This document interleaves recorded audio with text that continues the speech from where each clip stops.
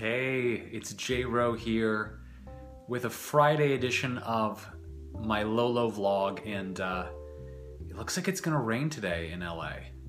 I hope. It's been teasing for the past couple days, and as you may have seen in the news media for the past month plus, we have a really serious drought going on here, and I hope the weather stops teasing and just actually gives us a legit downpour, because we really need the extra moisture here in Southern California, hardcore, for many reasons.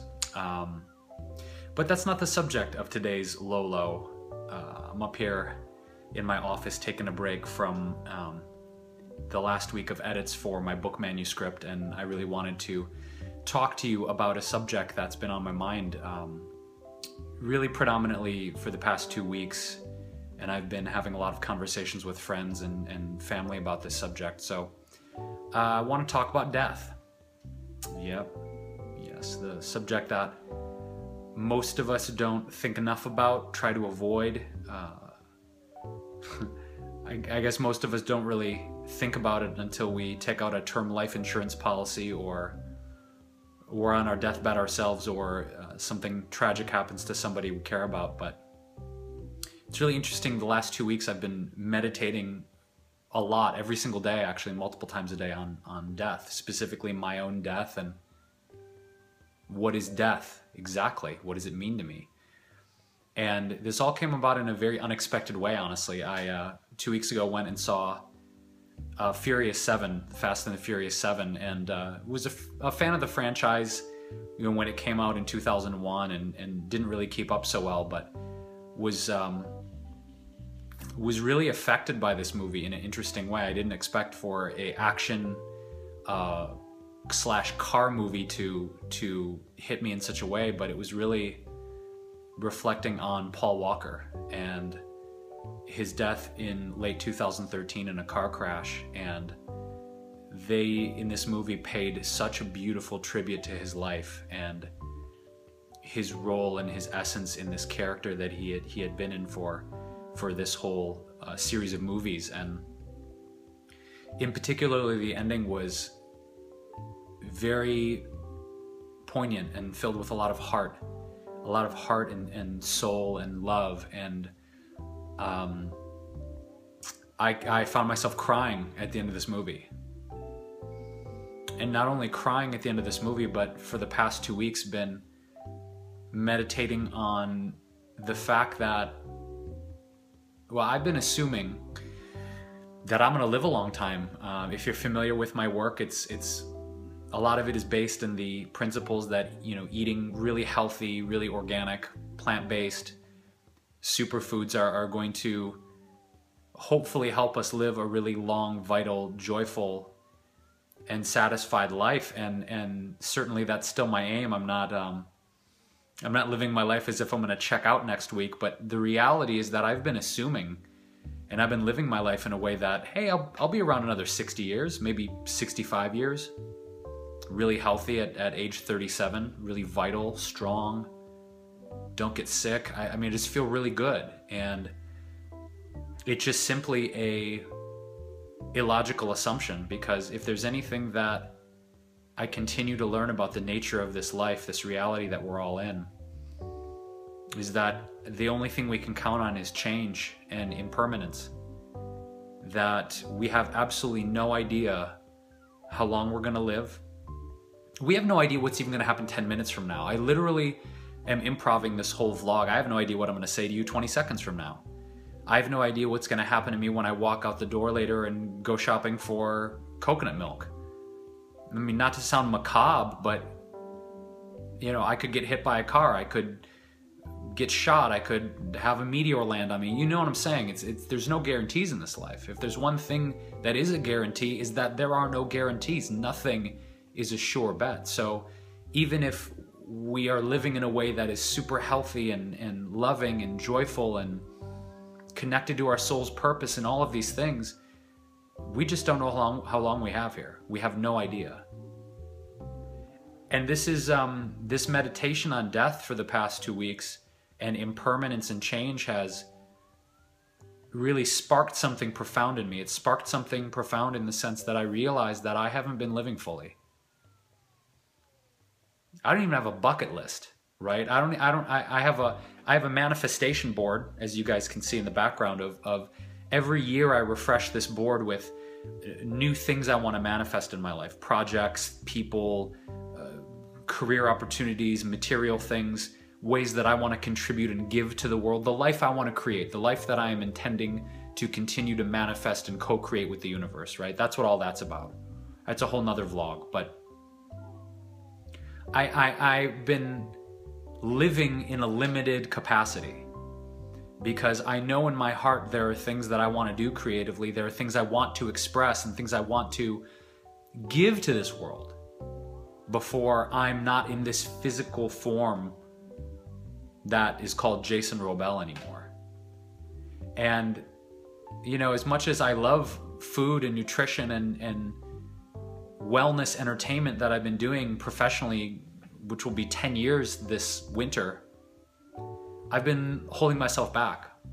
I've been holding myself back from doing other things with my life, like comedy and acting and music and all the things that I was doing in my late teens and early 20s that I gave up because I was scared.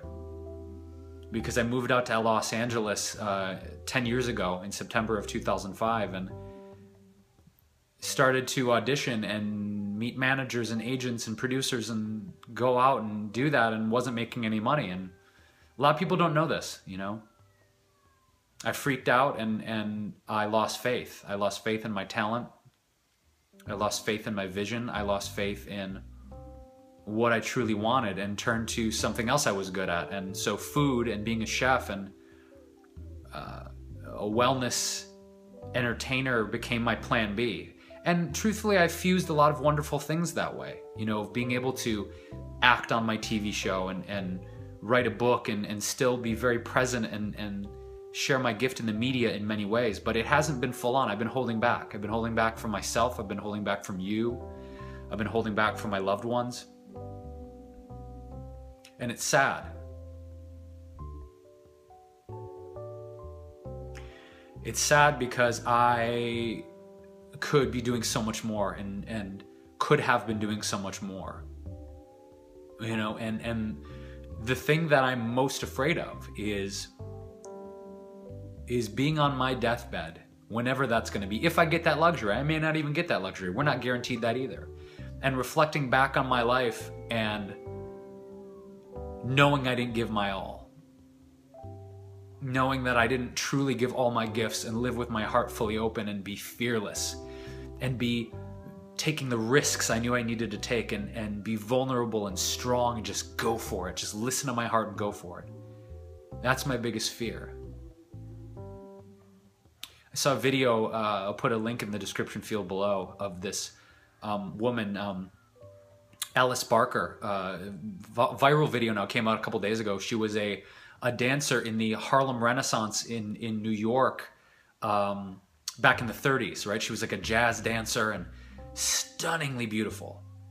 And the video is her at age 102 in the hospital in bed, seeing the footage from the 1930s for the very first time. She had never seen the footage of her dancing career ever. And the joyfulness and the peace in her face and her spirit, seeing what she had done in her life. And she had something very, very beautiful. She said, they asked her if she got paid for what she did. She said, oh yeah, but I would have done it for free.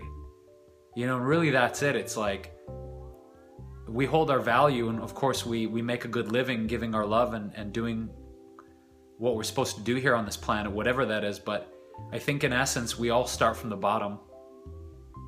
You know, I grew up in not a poor, but a you know, lower income family, with just me and my mom in Detroit. And she worked 3 and 4 jobs to get by, and you know, it's a gift that we can have an opportunity to share our talents and our love with this planet, no matter where we came from. But to come up from the bottom when you're doing things for free and there's no money, and you're doing it for the love. It's a good reminder because I'm about to branch out into different areas of my life and my career like I've never done before. And it's not going to be about food. It's not going to be about nutrition, but it is going to be about bringing joy and consciousness and perspective and love to the world via acting and storytelling and music and comedy and all these other things that are really have always been the heart of what I've wanted to do. And even in my food and the videos that you may have seen here, it's always been there. So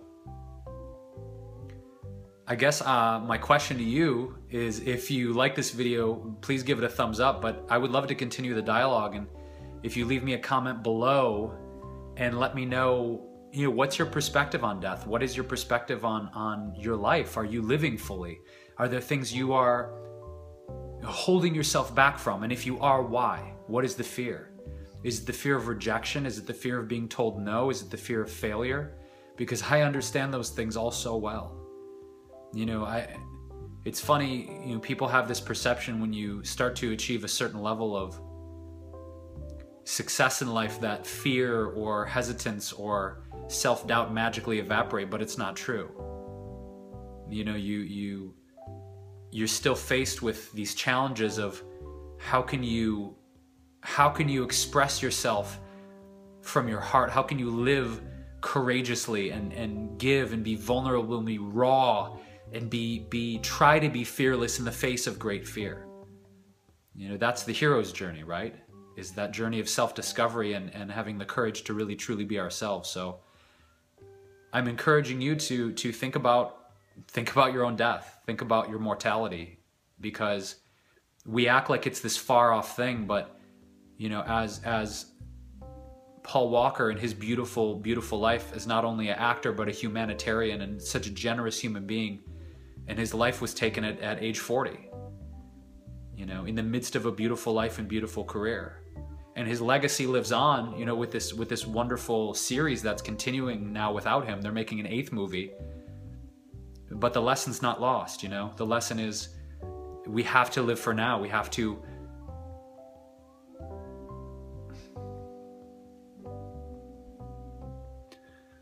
every day wake up and be courageous enough to be ourselves and not give up on our dreams, and be willing to share our gifts with this world, because it matters.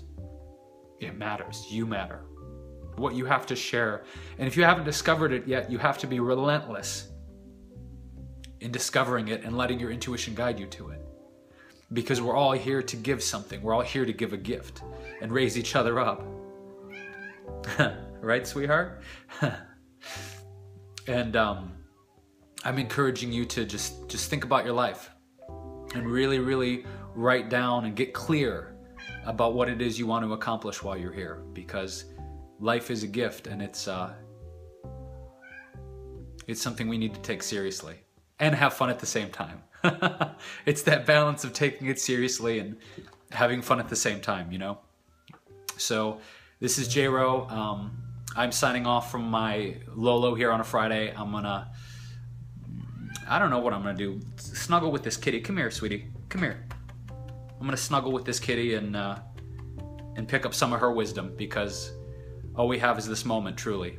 So, wishing you big love, clarity, and the relentless, heartfelt pursuit of your dreams. I'll see you soon.